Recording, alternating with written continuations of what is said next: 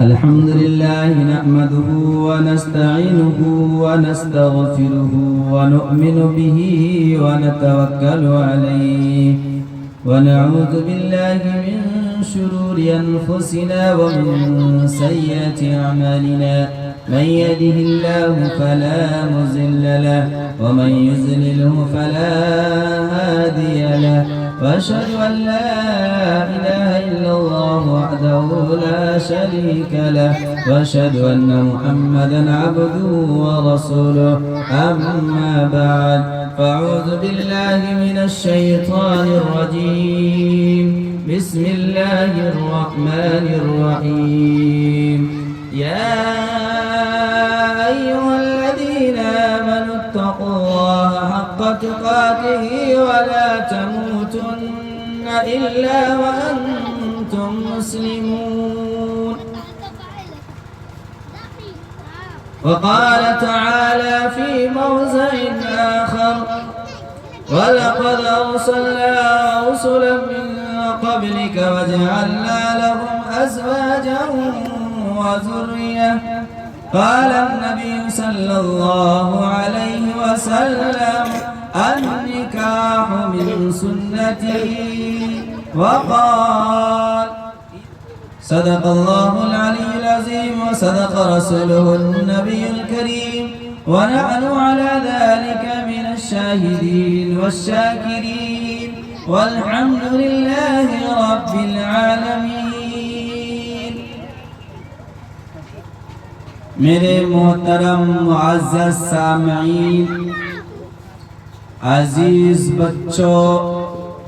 اور پردہ نشی میری ماں اور بہنیں اور نوجوان حضرات، بات شروع کرنے سے پہلے ایک اشعار ہے جو آپ کے سامنے گوش گزار کر رہا ہوں کہ پہلے دیکھا تھا بازاروں میں صنم بکتے ہیں، پہلے دیکھا تھا بازاروں میں صنم بکتے ہیں، آج شرم کیوں نہیں آتی کہ ہم بکتے ہیں، آج شرم کیوں نہیں آتی کہ ہم بکتے ہیں. تیری عظمت کی قسم، تیری عظمت کی قسم، مرد کی قیمت ہے یہ کم، مرد بک سکتا نہیں، بکتے ہیں مٹی کے صنم. میرے دینی بھائیوں اور عزیزان گرامی، اللہ تبارک و تعالی کا بے پناہ محبت ہے، اللہ تبارک و تعالی کا بے انتہا ہمارے اوپر احسان ہے، فضل ہے کہ اللہ تبارک و تعالی نے ہم سب کو باجماعت عشاء کی نماز پڑھنے کی توفیق مرحمت فرمائی، اور اس کے بعد ہمیں اور آپ کو ایک چھوٹا سا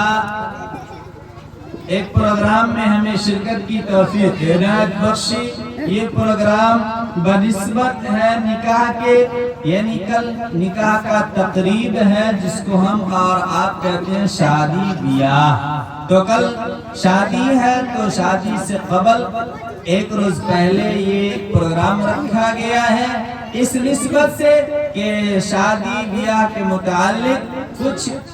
دینی معلومات، شریعت مطہرہ اور شریعت اسلام اور قرآن و حدیث کیا کہتا ہے، ذرا اس کو سمجھانے کے لیے اور سمجھنے کے لیے اس پروگرام کو رکھا گیا ہے. تو میری یہ درخواست ہے اہل خانہ سے کہ جو حضرات ادھر ادھر منتشر ہے وہ براہ کرم مجلس میں آ کر کے چند لمحہ بیٹھ جائیں تاکہ اس سے استفادہ آپ کو بھی ہو اور اس سے استفادہ ہمیں بھی ہو اور اس سے استفادہ اس محلے والے کو بھی ہو انشاءاللہ. میرے دینی بھائیو، ٹھنڈ کا موسم ہے، بات بہت ساری ہے، لیکن جو مختصراً کلام یہ ہے کہ ہم اور آپ یا ہمارے معاشرے میں جو آج کے دور میں جو شادی اور بیاہ ہوتا ہے وہ ایک تجارت سمجھ لیجئے اس کو، خرید و فروخت کرنے کا جو معاملہ ہمارے معاشرے میں چل رہا ہے، یہ ایک ایسی بیماری ہے جس کو ہم اور آپ دل کو جہیز کی لعنت سے یاد کرتے ہیں۔ یہ ایک ایسا وبا ہے جو سینکڑوں گھر کو اجاڑ دیے ہیں۔ یہ ایک ایسا دمک ہے جس کو آج یہ دمک مسلمانوں کے اندر، ایمان والوں کے اندر ایسا یہ پیوست ہو چکا ہے کہ ہر گھر میں یہ دمک پہنچ چکا ہے، اور اس کی وجہ سے نہ جانے سینکڑوں بیٹیاں آج بغیر بیاہی پڑی ہوئی ہے۔ کیوں پڑی ہوئی ہے؟ اس لیے کہ اس کے پاس جہیز میں دینے کے لیے کچھ نہیں ہے، اس لیے کہ اس کے پاس ان کے والدین کے پاس جہیز میں دینے کے لیے ان کے پاس ٹی وی نہیں ہے، ان کے پاس موٹر سائیکل کا رقم نہیں ہے، ان کے پاس نقد روپیہ دینے کا تلک کی شکل میں وہ کیش موجود نہیں ہے، جس کی بنا پر آج ہمارے معاشرے کی بچیاں کے اندر، ہمارے معاشرے کی بچیاں کہاں رہی ہے، نوجوان ہو کر کے جوان سے بڑھاپے کی عمر کو پہنچ رہی ہے، لیکن ہمارے معاشرے میں ایک ایسا ناسور بن گیا ہے۔ اور لیکن بڑی خرابی یہ ہے کہ اگر ہم پیسہ والے ہیں تو ہم اپنے آپ کو جہیز کے نام پر، نہ جانے کیسے کیسے رسومات کے نام پر ہم اپنے آپ کو فخر محسوس کرتے ہیں، ہم اپنے مال کی نمائش کرتے ہیں، ہم اپنے جائیداد کی نمائش کرتے ہیں، ہم اپنے بڑاپن ہونے کا نمائش کرتے ہیں۔ ارے نمائش کرنے والے، ایک کو کان کھول کر کے سن لو، جہیز دینے والوں ایک کان کھول کر کے سن لو، سنت رسول صلی اللہ علیہ وسلم کے بدنام کرنے والوں، تم یہ کہہ کر کے جہیز دیتے ہو کہ جہیز دے دینا انبیاء کی سنت ہے، ہمارے رسول کی سنت ہے۔ یہ کہاں سنت میں لکھا ہوا ہے کہ جہیز دینا، جہیز کے ساتھ ساتھ موٹر سائیکل دینا یا واشنگ مشین دینا یا فریج دینا، یہ کہاں لکھا ہوا ہے؟ جناب محمد رسول اللہ صلی اللہ علیہ وسلم کے سنت میں، یا ان کے سنت کو جو بدنام کرتے ہو، جہیز کے جیسے لعنت کے اوپر، جہیز جیسی لعنت کے اوپر جو دل کو جہیز ہے ہم کیش بھی دیتے ہیں اور اس کو نذرانے کے طور پر پیش کرتے ہیں۔ ہمارے پاس مال ہے تو ہم اپنے بیٹی کو جہیز میں مال دے رہے ہیں، روپیہ دے رہے ہیں، پیسہ دے رہے ہیں، لیکن ہم یہ نہیں سوچتے ہیں، اس وقت ہمیں یہ پہچان میں نہیں آتا ہے کہ ہمارے پڑوس میں کوئی غریب بھی رہتی ہے، کوئی غریب کی بچی بھی ہے، کوئی غریب کی بچہ ہے جو ابھی بغیر بیاہے بیٹھا ہوا ہے۔ اس کا آدھا رقم جو ہے، جو مالدار اتنی رقم خرچ کرتے ہیں، اس میں آدھا رقم جو ہے اس رقم میں سے اپنے غریب، اپنے محلے کے، اپنے پڑوسی کے کسی غریب کی شادی کروا دے۔ یہ نہیں ہوتا ہے۔ یہ کیوں نہیں ہوتا ہے؟ کیونکہ انا ہمارے اندر ہے، ہمارے اندر تکبر کی بیماری ہے، ہمارے اندر اپنے آپ کو غرور کرنے کی بیماری آ چکی ہے۔ میرے دینی بھائیوں، یہ اسلام نہیں سکھاتا ہے۔ اسلام تو وہ مذہب ہے، اسلام تو وہ تعلیم دیا ہے، اسلام تو وہ سبق ہمیں دے کر کے گیا ہے۔ نبی پاک علیہ السلام نے تو ہمیں وہ پیغام سنایا ہے، نبی پاک علیہ السلام نے تو ہمیں وہ پیغام کے اوپر عمل کر کے ہمیں بتایا ہے کہ ہمیں نکاح شادی بیاہ کرنا ہے تو کیسے کرنا ہے۔ میرے دینی بھائیوں، اللہ کے نبی جناب محمد رسول اللہ صلی اللہ علیہ وسلم کے نکاح، زمانے کا نکاح اگر اٹھا کر کے دیکھیں تو بہت آسان اور سادہ نکاح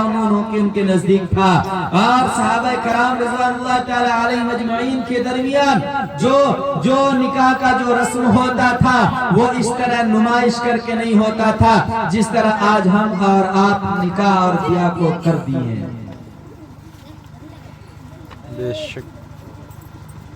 اللہ کے نبی جناب محمد رسولullah صلی اللہ علیہ وسلم نے ارشاد فرمایا کہ نکاح جو ہے وہ میری سنت ہے. کیا فرمایا بھائی؟ نکاح جو ہے میری سنت ہے. میری سنت ہے. ٹھنڈی نہ لگے تو بول سکتے ہیں. سنت ہے. ٹھنڈی نہ لگے تو کمبل امبل دے سکتے ہیں. الحمدللہ. میرے دینی بھائیو، اللہ کے نبی جناب محمد رسول اللہ صلی اللہ علیہ وسلم نے فرمایا کہ نکاح میری سنت ہے. اور ایک جگہ ارشاد فرمایا کہ نکاح جو ہے آدھا ایمان ہے. نکاح کیا ہے؟ آدھا ایمان ہے. اب آدھا ایمان ہے تو اب نکاح سے پہلے لوگ آدھے ایمان والے رہتے ہیں، لیکن جب نکاح ہو جاتا ہے تو اس کا ایمان جو ہے تقریباً مکمل ہو جاتا ہے. اللہ کے نبی جناب محمد رسول اللہ صلی اللہ علیہ وسلم کا فرمان ہے کہ نکاح میری سنت ہے. اس کے بعد فرمایا کہ نکاح جو نصف ایمان ہے، نکاح جو ہے آدھا ایمان ہے. اس کے بعد فرمایا اللہ کے نبی جناب محمد رسول اللہ صلی اللہ علیہ وسلم نے کہ اگر تم نے نکاح کر لیا تو باقی نصف ایمان جو نصف ایمان ہے، باقی جو آدھا ایمان ہے، اس میں اللہ سے ڈرو، اس میں اللہ سے ڈرو. یہ اللہ سے ڈرنا یہ ہمارے لیے کتنا باعث شرف ہے. پہلے کہا جا رہا ہے کہ آدھا نکاح کر لو، تمہارا آدھا ایمان مکمل. پھر اس کے بعد جو تمہارا آدھا ایمان بچا اس میں تم اللہ سے ڈرو. میرے دینی بھائیوں، یہ اللہ سے ڈرنا ہمارے لیے، آپ کے لیے، سب کے لیے ضروری ہے. کیونکہ اللہ تبارک و تعالیٰ سے ڈریں گے جب تک ہمارے دل میں اللہ تبارک و تعالیٰ کا ڈر پیوست نہیں ہوگا، جب تک ہمارے دل میں جہنم کا ڈر پیوست نہیں ہوگا، جب تک اللہ تبارک و تعالیٰ کا الفت ہمارے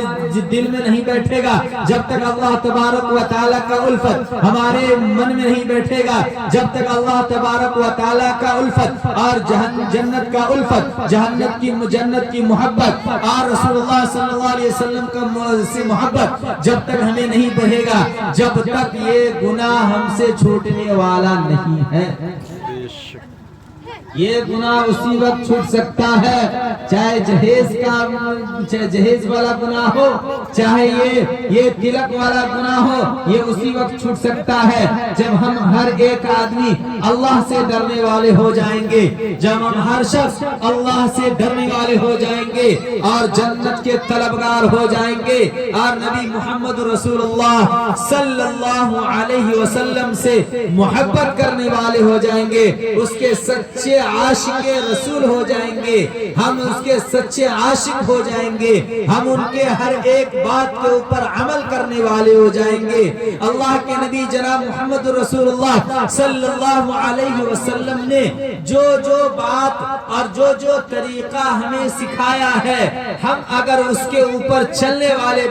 بننے لگیں گے تو اللہ تبارک و تعالی ہمارے لیے جنت کو آسان فرما دیں گے. اگر ہم نے جناب محمد رسول اللہ صلی اللہ علیہ وسلم کے طریقہ کے خلاف اپنی زندگی کو گزارا، ہم اپنی شادی بیاہ کو نبی پاک علیہ السلام کے سنت کے خلاف ہم نے گزارا، ہم نے نبی پاک علیہ السلام کے جو سنت ہے ہم اس کے خلاف کر رہے ہیں. اللہ کا جو حکم ہے ہم اس اللہ کے حکم کی خلاف ورزی کر رہے ہیں، ہم اللہ کی نافرمانی کر رہے ہیں، رسول اللہ کے حکم کی نافرمانی کر رہے ہیں، اس کے طریقے کے نافرمانی کر رہے ہیں. تو میرے دینی بھائیوں، میرے دوستوں، یاد رکھے وہ اس وقت اللہ کے نبی جناب محمد رسول اللہ صلی اللہ علیہ وسلم ہم سے منہ پھیر لیں گے، ہم سے ہمارا چہرہ دیکھنا پسند نہیں کریں گے. کیونکہ آج دنیا کے اندر رہ کر کے ہم جس طرح اللہ کے نبی جناب محمد رسول اللہ صلی اللہ علیہ وسلم کے سنت کو ہم ٹھکرا رہے ہیں، ان کے طریقہ عمل کو ہم اپنے طریقہ کار میں نہیں لا رہے ہیں، ہم اپنے طریقہ عمل میں نہیں لا رہے ہیں. کل قیامت کے دن جب حشر کا میدان قائم ہوگا، جہاں پہ کوئی پرسان حال نہیں ہوگا، جہاں پہ کوثر کے یہاں پر جہاں پہ کوثر کا جام پلایا جائے گا، گا وہاں پر جناب محمد رسول اللہ صلی اللہ علیہ وسلم کھڑے ہوں گے اپنی امتی کو، جو امتی اس وقت پیاسی ہوگی اس امتی کو جام پلانے کے لیے، جام کوثر پلانے کے لیے کوثر کے یہاں پر جب کھڑے ہوں گے وہاں پر نبی پاک علیہ السلام ہمارے چہرہ کو دیکھنا گوارا نہیں کرے گا۔ کیوں؟ اس لیے کہ آج ہم نبی پاک علیہ السلام کے سنت کو اپنی زندگی میں نہیں پیوست کر رہے ہیں، ہم اپنی شادی بیاہ میں نہیں پیوست کر رہے ہیں، ہماری روزمرہ کی جو زندگی ہے، ہمارے روزمرہ کا جو طریقہ ہے، ہم اس سے ہٹ کر کے زندگی گزار رہے ہیں۔ تو بھلا بتائیے کہ آج ہم اس کے سنت کے خلاف کر رہے ہیں، آج ہم اس کی نافرمانی کر رہے ہیں، اور کل قیامت کے دن جب ہم ان کی باری آئے گی تو بھلا بتائیے کہ ہم ان کے سامنے کیسے منہ دکھائیں گے، کیسے منہ دکھائیں گے؟ کیونکہ تمام انبیاء علیہ السلام کی سفارش کسی کی قبول نہیں کی جائے گی سوائے جناب محمد رسول اللہ صلی اللہ علیہ وسلم کی سفارش قبول ہوگی حشر کے میدان میں قیامت کے دن، اس کے علاوہ کسی کی سفارش قبول نہیں ہوگی۔ میرے دینی بھائیوں تو میں ادھر نہیں جاؤں گا، میں آج نکاح کے توسط سے میں کچھ باتیں عرض کرنا چاہتا ہوں۔ میرے دینی بھائیوں تو نکاح تمام انبیاء علیہ السلام کا طریقہ ہے اور جناب محمد رسول اللہ صلی اللہ علیہ وسلم کی سنت ہے یہ نکاح کرنا۔ تو کل نکاح کا پروگرام ہے۔ دیکھیے انسان کی زندگی کے کئی مراحل ہوتے ہیں، انسان کی زندگی کے کئی مراحل ہوتے ہیں۔